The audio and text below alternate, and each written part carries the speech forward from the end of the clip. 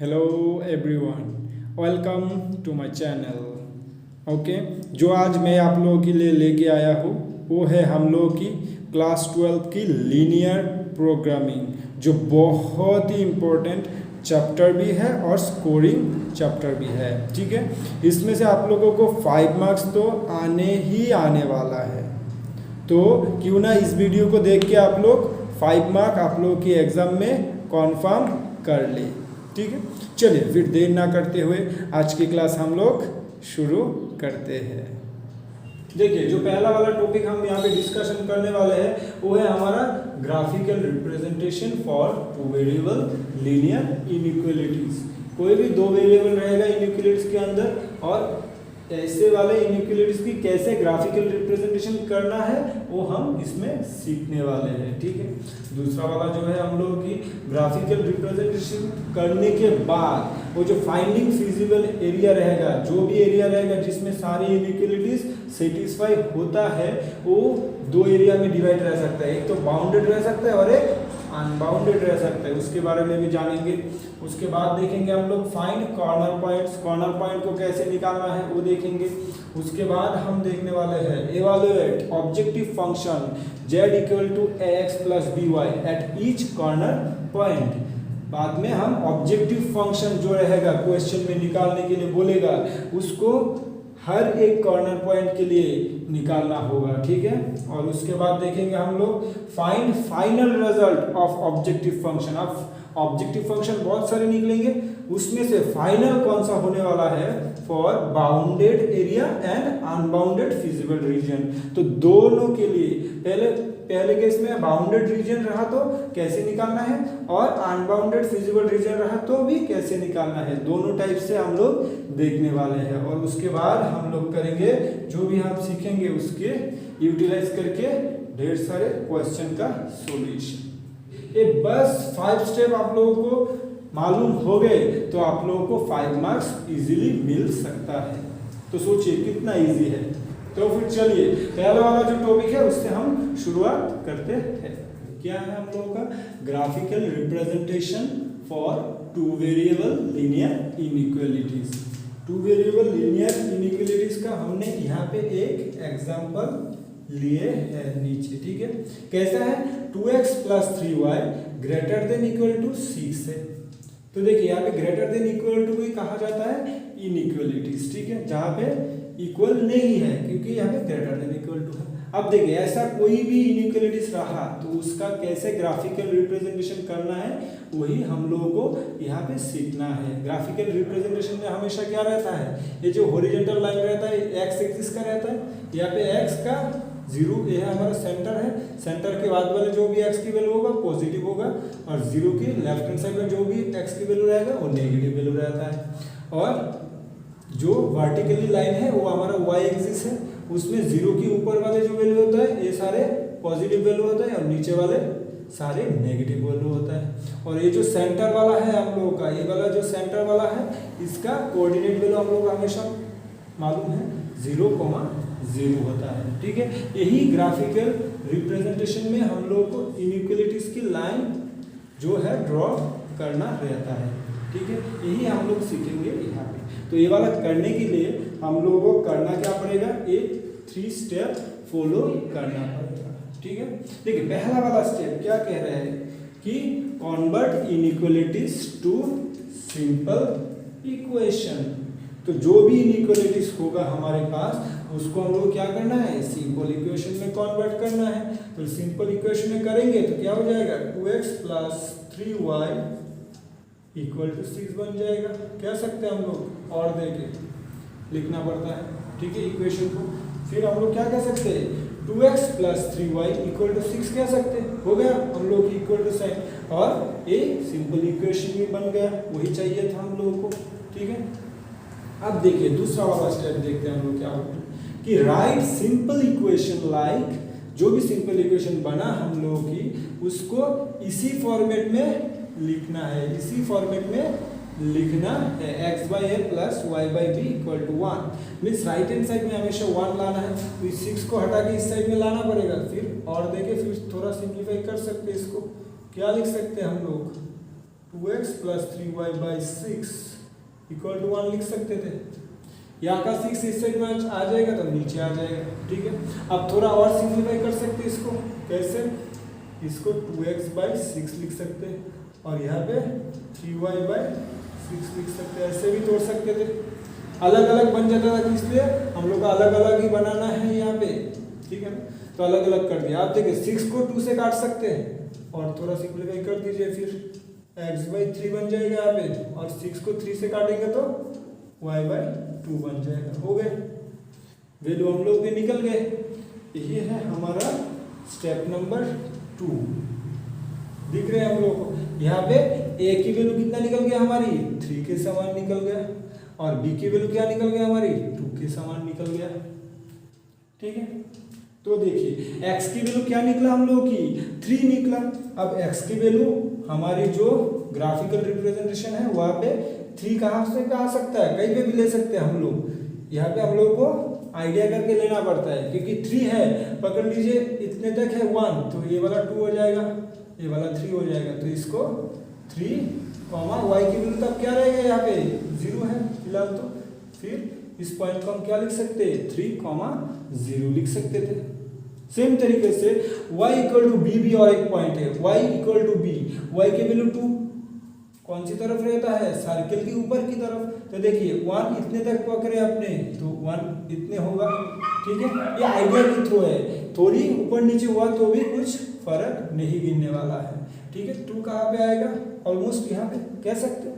तो y की value 2 है, तब x की वैल्यू क्या था? 0 ही तो था।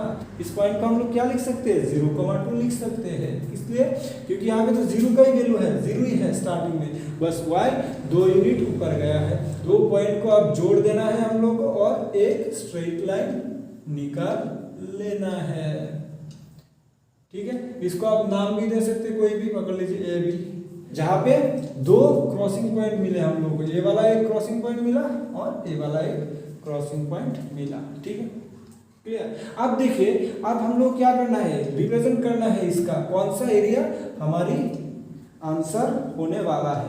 उसके लिए हम लोग को जाना पड़ेगा स्टेप नंबर 3 की ओर। स्टेप नंबर 3 में क्या बोला गया कि इफ सेंटर 0,0 सेटिस्फाई इनइक्वालिटीज, तो हम लोग को देखना पड़ेगा कि 0.0 कोऑर्डिनेट वैल्यू देके हमारी इनइक्वालिटी सेटिस्फाई होता है कि नहीं। देखिए यहाँ पे x की वैल्यू 0 होता है, ये हमारा क्या होता है कोऑर्डिनेट में? हमेशा x की वैल्यू पहला रहता है, दूसरा वाला y की वैल्यू रहता है। तो x की वैल्यू भी 0 बिठाना है, y की वैल्यू भी 0 बिठाना है। यहाँ पे x की वैल्यू 0 बिठा देंगे तो 2 0 + 0 बन जाएगा, y की वैल्यू भी 0 बिठा देंगे तो 3 0 + 0 बन जाएगा।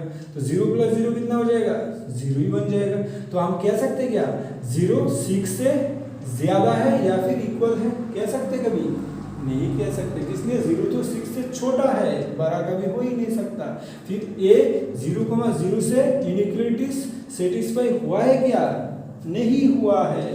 तो बोल रहे थे कि जब सेटिस्फाई होगा तब टुवर्ड सेंटर वाला एरिया होगा, तो हम लोग के लिए तो वो वाला आया ही नहीं है, हम लोग के लिए आया उसका रिवर्स वाला। रिवर्स वाले में क्या होगा? Otherwise away from the center। अब देखिए ये वाला जो लाइन है इसकी सेंटर वाइज कौन सी लाइन है? एरिया है, ये वाला एरिया है सेंटर वाइज, ठीक है। हम लोग उसका उल्टा वाला लेना है, फिर एरिया कौन सा हो जाएगा हम लोग की?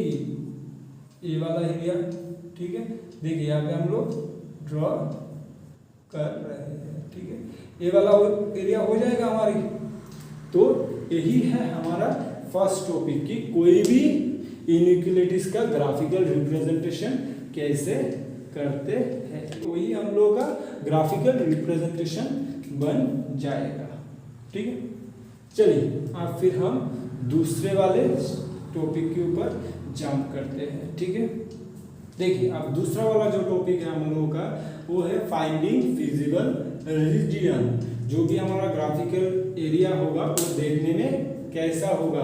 देखिए रोमन 1 बोल रहे हैं कि बाउंडेड होगा।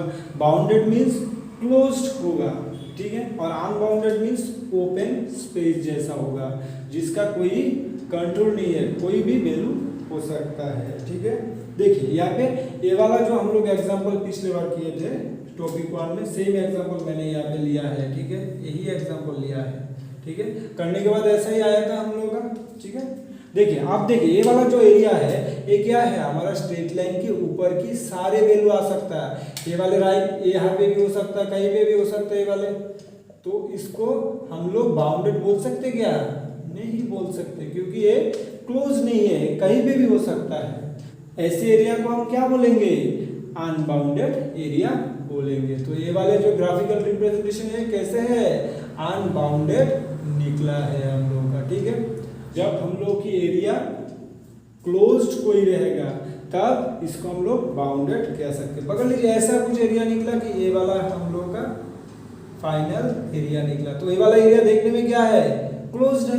देखिए चारों ओर से क्लोज्ड है, मींस ये वाला एरिया को हम क्या बोल सकते थे? तब बाउंडेड कह सकते थे, ठीक है। तो बाउंडेड और अनबाउंडेड देखने में कैसा होता है हम लोग का अभी तो फिलहाल क्लियर हो चुका होगा, ठीक है। चलिए अब तीसरा वाला टॉपिक के बारे में जानते हैं। देखिए तीसरा वाला जो टॉपिक है हम लोगों का वो है फाइंड कॉर्नर पॉइंट्स। अब कॉर्नर पॉइंट्स किसे कहते हैं? जहां पे भी हमारी टू लाइन इंटरसेक्ट होगा उसको ही हम लोग कॉर्नर पॉइंट कह सकते हैं। जैसे पकड़ लीजिए यहाँ पे दो लाइन ऐसे है और ये दो लाइन क्रॉस कर रहे हैं एक पॉइंट में, ए वाले पॉइंट में, तो ए वाले पॉइंट को हम क्या कर सकते हैं? कह सकते हैं कॉर्नर पॉइंट कह सकते हैं, ठीक है। तो सेम तरीके से ए वाला जो ग्राफिकल रिप्रेजेंटेशन हमने कर लिया है इसमें कॉर्नर पॉइंट कौन से दिख रहे हैं हम लोग को? ए वाला एक दिख रहे हैं हम लोग को, ठीक है। दूसरा वाला कॉर्नर पॉइंट दिख रहा है ए वाला, और तीसरा वाला हम लोग को दिखाई दे रहा है ए वाला। तो तीन कॉर्नर पॉइंट तो अभी फिलहाल हम लोग को इस ग्राफिकल रिप्रेजेंटेशन में दिख रहे हैं, इसको ही बोलते हैं हम लोग कॉर्नर पॉइंट। तो ये वाले कॉर्नर पॉइंट का कोऑर्डिनेट कितना है? 0,2 है, इसका है 0,0 है, और इसका कोऑर्डिनेट कितना है? 3,0 है। तो ऐसे ही हम लोग देख सकते हैं कि हम लोग की कॉर्नर पॉइंट कौन से आ रहे हैं, ठीक है। चलिए फोर्थ वाला टॉपिक के बारे में जानते हैं।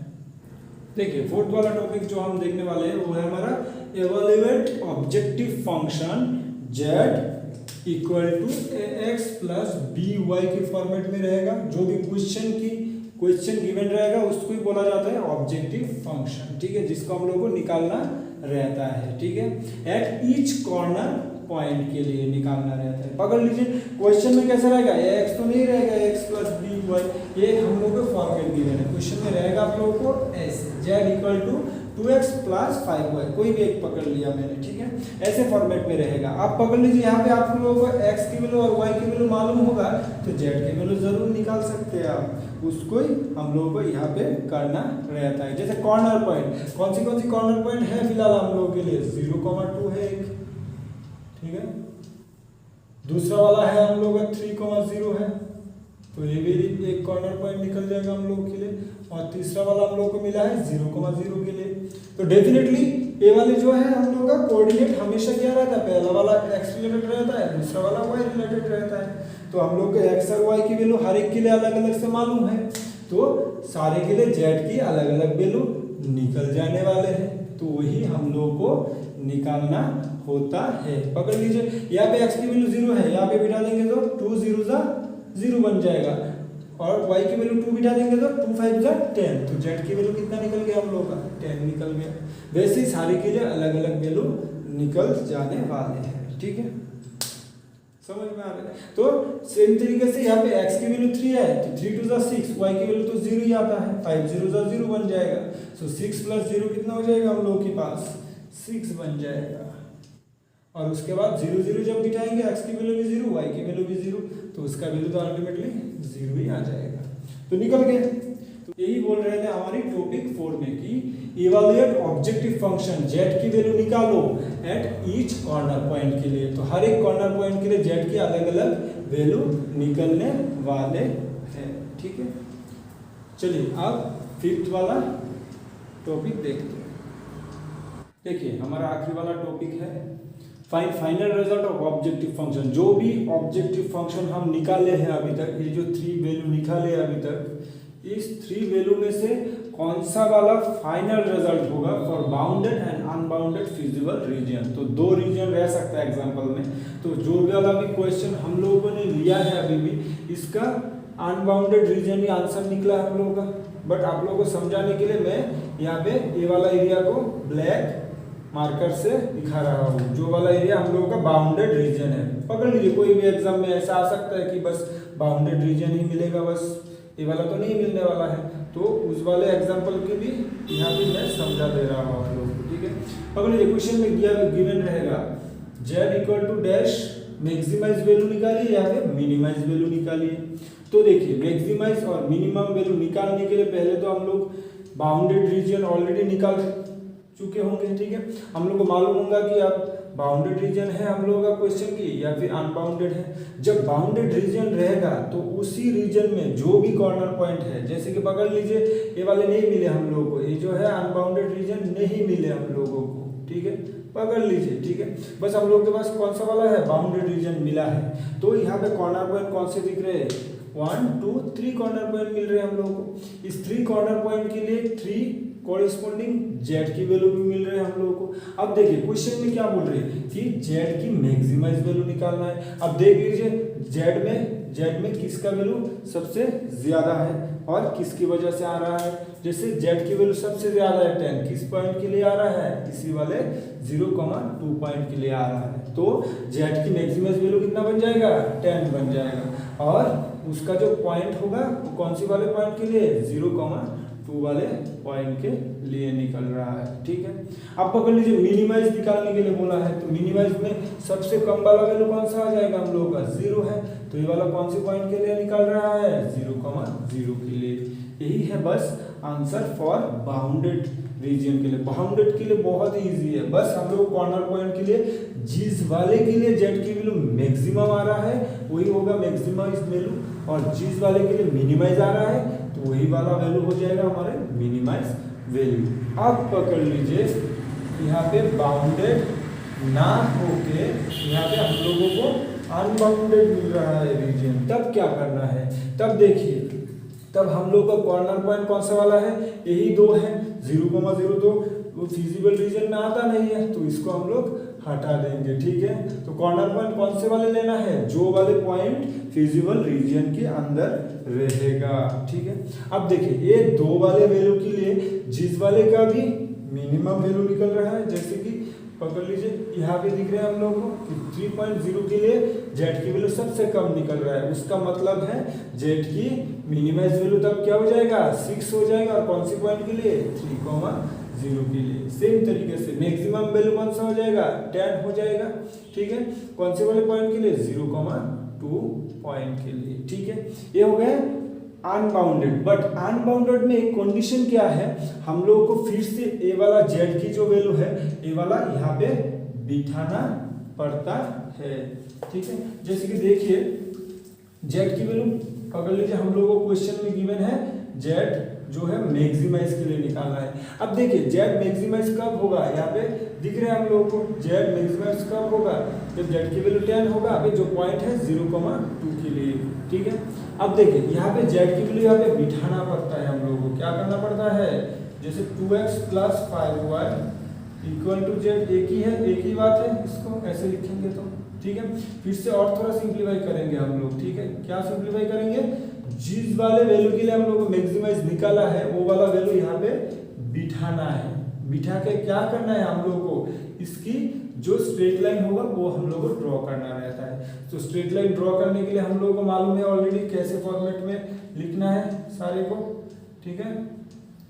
ऐसे राइट हैंड साइड में 1 बना लेना रहता है, ठीक है। उसके बाद क्या कर लेना रहता है, 2x/10 अलग अलग कर सकते इसको, इसलिए अलग अलग तो करना ही पड़ेगा, ठीक है। और थोड़ा सिंप्लीफाई करेंगे तो क्या आ जाएगा, 10 को 2 से डिवाइड करेंगे तो 5 निकल जाएगा, और 10 को 5 से करेंगे तो 2 निकल जाएगा। आगे देखिए, अब हम लोग को मालूम है कि x की वैल्यू कितना आ गया, इसमें 5 आएगा, और y की वैल्यू कितना आएगा, 2 आएगा।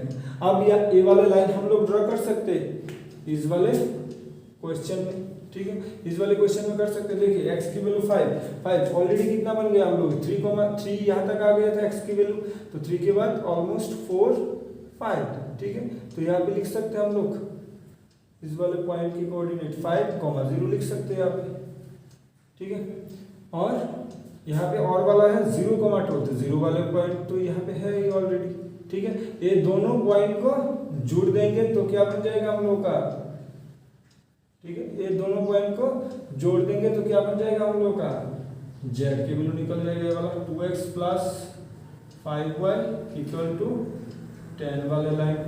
अब देखिए यहाँ पे दिख क्या रहा है हम लोगों को, ये वाले जो लाइन ड्रॉ किए हमने, यहाँ पे कोई एक पॉइंट में ये क्रॉस नहीं कर रहा है, बहुत सारे ढेर सारे, ये जो फिजिबल रीजन है सारे में बहुत सारे पॉइंट है, ठीक है ना।